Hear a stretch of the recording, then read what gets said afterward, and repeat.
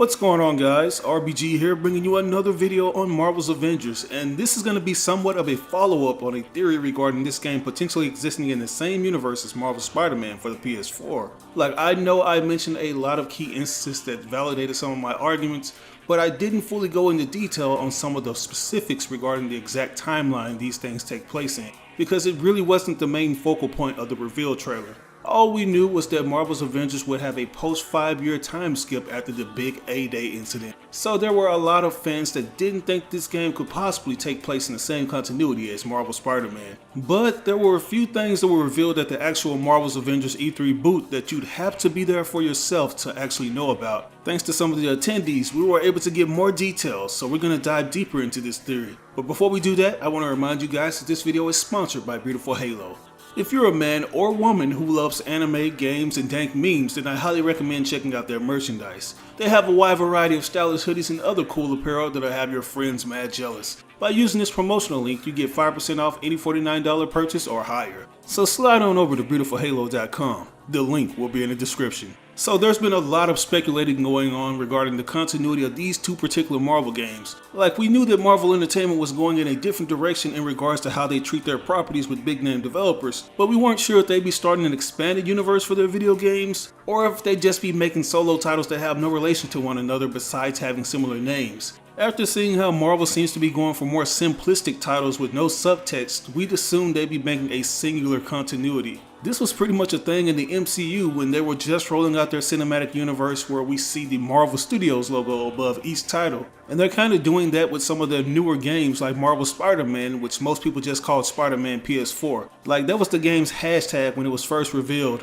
So we just called it Spider-Man PS4 since that name was widely used before it officially got revealed as quote-unquote Marvel's Spider-Man. The same thing can be said for Marvel's Avengers. I think a good majority of you just type in something along the lines of New Avengers Game or simply Avengers Game to avoid confusing it with other Avengers related properties. Like, you think Marvel would want to name it something else since the 2012 Avengers film has a very similar name, except that one is called Marvel's The Avengers, so I guess I can kind of see why they would name this game simply Marvel's Avengers. And I know this is nothing new with Marvel, like Nintendo's coming out with a new Ultimate Alliance titled Marvel Ultimate Alliance 3, but you can obviously tell that it's not really tied to any particular universe. Hell, it's not even tied to the previous two games that basically took place in the Ultimate Universe, hence the name Ultimate Alliance. But anyways, as I mentioned earlier, there were certain things that weren't mentioned in the presentation that were at the E3 booth for Marvel's Avengers. You'd actually have to be one of the fans in attendance to see it though,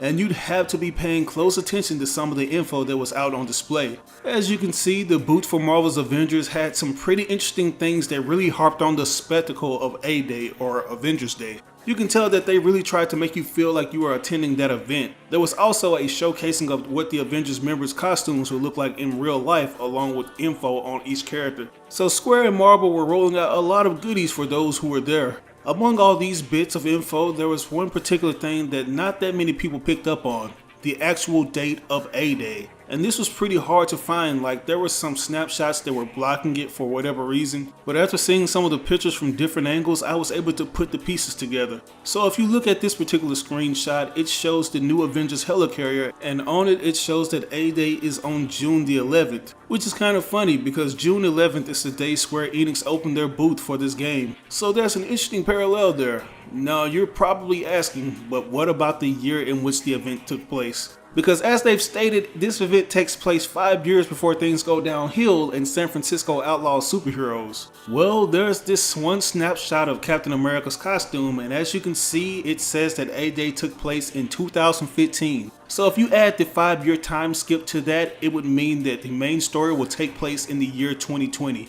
And coincidentally enough, the game actually releases in the year 2020. It seems like all of the newer Marvel games are concurrent with the actual years they come out in, and this is something that was a thing in the MCU films as well. Like, all of the earlier films that came out prior to Endgame before the big snap time skip took place in the concurrent year they were released in. Another game that took place in the same year it was released was Marvel's Spider-Man for the PS4. That game takes place in the year 2018, so there are some rather interesting things to take into account here. Because if Marvel's Avengers and Marvel's Spider-Man did in fact take place in the same universe, it would sort of make sense. We talked about some of the other things that could make this MGU continuity viable, like Spider-Man mentioning that the Avengers don't really use their tower anymore since they're located in the West. That little instance pretty much corroborated the theory of Marvel's Avengers taking place in the same universe since they're now establishing themselves in San Francisco, which is located in the West. Speaking of universes, and since we're on the topic of Marvel Spider-Man, I'd like to note that this particular universe has officially been called Earth 1048. It's known as the Gameverse. This is a reality that was basically introduced in Spider-Geddon, which is a sequel to the Spider-Verse comics, and it's as you'd expect. The Spider-Man from the 2018 game has to team up with alternate versions of himself to stop this major threat. And all of this is canon, by the way. Like, Marvel has pretty much found a way to add this Earth 1048 Spider-Man into the grand Spider-Verse. There was also a brief appearance of his costume in the Into the Spider-Verse movie, so yeah, Earth 1048 is here to stay. Like, I wouldn't be surprised if Insomniac decides to adapt the Spider-Geddon story for Marvel Spider-Man 2. They could use that story as a vessel to showcase more gameplay gimmicks for all of the Spider-Men. And there's also the Earth 1048 Miles Morales, who Peter pretty much left in charge of handling things while he went off to fight in the other universes. You really can't go without seeing Miles in anything Spider-Man related. You can tell that Marvel Entertainment has really been going above and beyond to bring these characters to mainstream audiences. Comic books aren't really selling like they used to, and it seems like the best platforms to introduce these newer characters are in movies and video games. According to reports, Crystal Dynamics has already stated that Marvel is intimately involved with this new Avengers game's development. They're actually consulting with some of the best writers at Marvel to create better narratives for all the characters that will be appearing in the game. Crystal Dynamics studio head Scott Amos said, and I quote, "Marvel showed up and said, 'What do you want to do?' That's how it started. They really looked at us and said, 'Crystal, you guys are experts at making games. We're experts at the Avengers. What do you want to do? What's the original take you want to do on the visuals on story?' So as you can see, Marvel Entertainment is really invested in the creative aspects of all these video games. They pretty much followed a similar business model with Insomniac in regards to Marvel Spider-Man, because if you remember, Marvel actually went to Sony and asked them what property they'd be interested in working on. Sony then brought this question to Insomniac and they ultimately chose Spider-Man, and the rest was history. That's basically why that game is exclusive to the PS4, because Sony put their own money into the game's development and the insane marketing. This is a similar case for Marvel's Ultimate Alliance 3 that's exclusive to the Switch. Nintendo pays for the development, so it's only right that they get full publishing ownership. And it's important to note that Spider-Man is also featured in that game. Like, I know a ton of you were a little confused because you thought Marvel Spider-Man was only available on the PS4 because Sony owns the character, but they don't flat out own the Spider-Man license. They only own the film distribution rights. They actually lost the rights to the TV and merchandise of Spider-Man after Disney acquired Marvel in 2009. So Marvel can basically put Spider-Man in any game they want. It's a total riot. This leads me to the exclusive deal Square has with PlayStation. If you remember, they said that they'd have something special regarding their release for Marvel's Avengers on the PlayStation. So many, including myself, had good reasons to believe that this would correlate to Insomniac's Spider-Man, whether it be an exclusive story for the character or maybe an exclusive skin featuring Marvel Spider-Man PS4's costume. Like, even though the game was exclusive to PS4, that doesn't mean its story elements can't be mentioned in Marvel's Avengers. It's important to note that games that have started out as PlayStation exclusives have gone on to be multi-platform titles. Just look at Final Fantasy VII. That game started off on the PlayStation as exclusive and was ported to multiple other platforms. And Final Fantasy VII Remake is only a timed exclusive for PlayStation 4. It's also important to point out that Insomniac Games isn't a first-party company to Sony, so they could go anywhere they want to, basically. I find it funny that Marvel Spider-Man's lead director Brian Intihar has been praising Marvel's Avengers all over Twitter. I'm not saying that this in fact proves that the games are tied to each other, but I think it's possible. Besides the potential inclusion of the Marvel Spider-Man costume in the PS4 version, nothing is stopping Crystal Dynamics from using the classic costume from Marvel Spider-Man PS4, since that look is pretty much a staple for the character. So let's take all of that into account. But anyways, I wanted to harp on this particular baddie that I didn't recognize in the previous breakdown I did. Some of you brought it to my attention that this guy could possibly be an Adaptoid. And I gotta just say that you guys are good, because I never would have guessed this. One of the reasons why is because it's a pretty obscure villain that really isn't featured in a lot of things, and this includes video games. There aren't that many big name titles that the Super Adaptoids have been in, but their most noticeable appearances would have to be Marvel Contest of Champions. And the crazy thing about this is that Marvel's Avengers design looks like it was based off of that version, just with a little more detail. If you look closely, you can see that it has hexagonal patterns on its body similar to the ones we see in the Contest of Champions version, and they have the weird holes in their faces. But anyways, these guys were basically Marvel's versions of Amazo from the DC comics, meaning that they can replicate the abilities of their super-powered enemies. I know I mentioned in my trailer reveal breakdown that it could be the main villain, but it looks like there are going to be a ton of them. Because I noticed this after going back and looking at the screenshot of all the Avengers fighting during the E3 conference. So I can imagine that these guys are going to be created by someone to job out to the Avengers.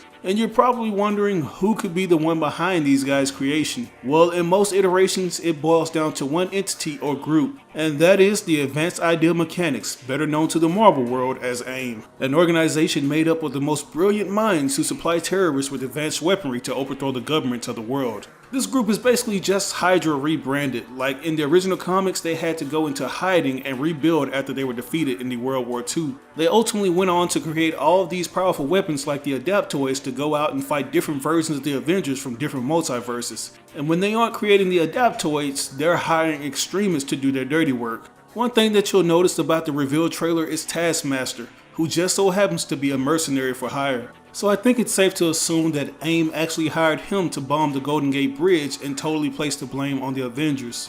I'm not saying that'll ultimately happen, but it's looking like it will. Taskmaster's already been featured in Marvel Spider-Man, and he says that there's an organization that hired him to recruit Spidey. He also mentions that they pay 6 figures. I can imagine that that's the reason why he looks like he's upgraded since the events of A-Day in Spider-Man. So I'm not going to rule out the possibility that the organization that he was talking about was in fact AIM. Because if you notice, they were also mentioned in Marvel Spider-Man. During a moment in Otto Octavius' lab, Peter stumbles across boxes with the AIM logo on them. He notices that Otto has been accepting grants from the organization to fund his experiment, which turns out to be his mechanical arms at the end of the game. So even though they weren't really seen or referenced that much, they still played a big part in something that would be a major plot element. It really seems like the creatives at Marvel deliberately went out of their way to implement AIM into Spider-Man's story to sow the seeds of something greater down the line. As I mentioned earlier, Marvel are literally embedded with Crystal as a team, so if they need any guides, they can just get some of the company's top comic book writers to pitch in. They're finding ways to bring lesser known stories and characters to the mainstream audience. Besides Miles Morales, we've been seeing heroes like Kamala Khan in a lot of shows and video games. Expect her to be one of the main characters in this new game, by the way. I did a breakdown explaining it, so check it out. As a matter of fact, expect most of the Marvel Champion members to be integrated in some kind of way down the line. I wouldn't be surprised if they're planning to introduce Totally Awesome Hulk aka Amadeus Cho and many of the new generation of Marvel characters. Anyways, that's all I got for you guys today. Just gotta disclose that I'm making this video for speculatory and entertainment purposes. There's still no info if this game will exist in Marvel Spider-Man's 1048 reality or its own separate reality. It's recently been announced that more of the game will be shown off at this year's San Diego Comic-Con on July 18th, so expect to get more news that gives us an idea on where they're taking this game's story. But anyways, what do you guys think? Are all the pieces I've mentioned lining up? And do you think AIM is the main villain for this story? Let me know down in the comments below. As always, I ask that you like or dislike the video. It doesn't have to be a thumbs up, it can be a thumbs down. Any feedback is good feedback and will only help me improve on my channel. But if you really enjoyed the video, it would help me out tremendously if you shared it on social media outlets with all your friends and followers. Sharing really makes a difference. But this is your boy RBG signing out on another video. I'll catch you guys later. Peace out.